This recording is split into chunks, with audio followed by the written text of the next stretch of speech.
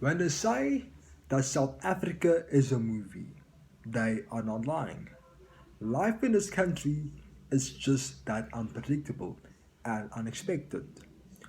Uncertainty is ubiquitous. You never know what's going to happen next. One event could transpire today, and tomorrow something else shocking could happen. Who would have knew that Liam Jacobs, the DA's poster child for the future and rising star, would drop them like a hot potato and run straight to the hands of their adversaries, the patriotic alliance? And a few months ago, it would have been unthinkable that Floyd Shivambu would think of forming his own political formation, which would be his fourth political party if he does succeed in forming this new political formation. He announced this at the press briefing where he even threw shade at Duduzile Zuma, accusing her of doing drugs. Floyd Shivambu left the Economic Freedom Fighters last year after serving a decade as that party's deputy president. He then went on to the Umkhonto Party, where first he started off as that party's national organizer and then the Secretary General of the MK Party, both very senior positions within the MK Party. So if you had to ask me, why did Floyd Shivambu leave the EFF and then join the Umkhonto Party? I would say that he left because he wanted to really move away from Julius Malema's shadow. Because it became clear that he had reached at last ceiling in the EFF and that he wasn't going to advance from his position as deputy president and that that's where he was going to stay for a long time. And yeah, and through this, nobody wants to be number two or second in command forever. People want to advance in their careers, and it was becoming clear that he wasn't going to advance in the EFF. And he even called, yeah, at that press briefing, he called the EFF a cult, surrounded around Julius Malema. He called it a cult. Another reason why I think he left was because he might have seen opportunities rising in the Mkhonto party. I'm going to explain. The Mkhonto last year, that party was the definition of unstable. It was a definition of chaos as well. So it had no formal structure and no formal leadership. Jacob Zuma was just the face of the party, nothing else. It was just a movement. So yes, so Floyd Shivambu saw an opportunity to consolidate the party, to bring the party together. Because how would this happen? So Floyd Shivambu is often praised as the mind and the brains behind the economic freedom fighters. He we often told that he formed the party, he came up with the names, he came up with the symbols and even the ideology for the party. So looking at this, he has experience in the formation of political parties and the formation of political ideologies. So he could have used the same experience in building the MK party, in moving it away from being a movement centered around Jacob Zuma and moving it into becoming a political party, a South African national party, not a Zulu nationalist party. So yes, so he saw that as an opportunity as well, considering that the party gained lots of traction in the 2024 national elections and even came out third place, yes, beating the economic freedom fighters.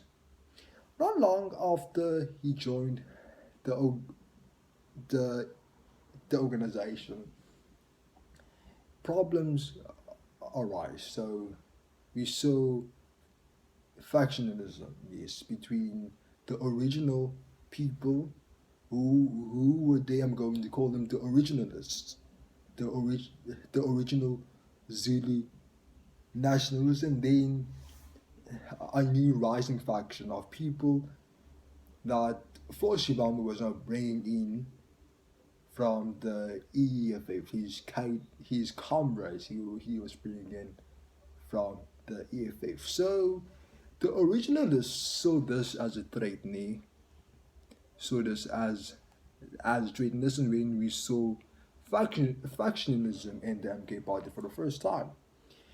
And this conflict, these tensions spilled out in public for the first time when Duduzile Zuma went on Twitter and she went on a rampage insulting people, including Floyd Shivambu himself. With words I can't even say here, but then to give a taste of it, I'm going to say what she said. Bloody Mafigazones, which just means bloody newcomers. So that gives you a taste of how heated the conflicts were. So yes, he was in a power struggle with Duduzile Zuma, Jacob Zuma's daughter. Yes. So that conflict subsided, it subsided a bit. Yes, because he was asked to apologize to Floyd Shivambu, and then we saw that conflict really calming down. Until the Malawi gate incident happened, and this incident became the catalyst for Floyd Shivambu's demotion. So he was demoted and ousted as the SG of the Umkhonto Research Party. So this was made public, and then we all thought, because that's what we were told. We were told that he would be deployed to Parliament as a member of Parliament, as an MP, a backbencher.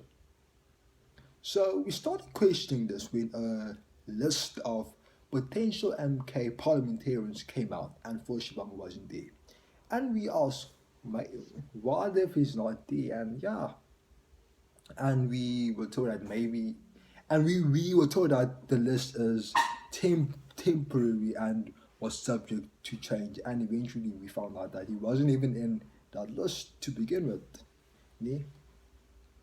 This was after he announced. So the final list came out after he announced that he's going to start the processes of forming his own political formation.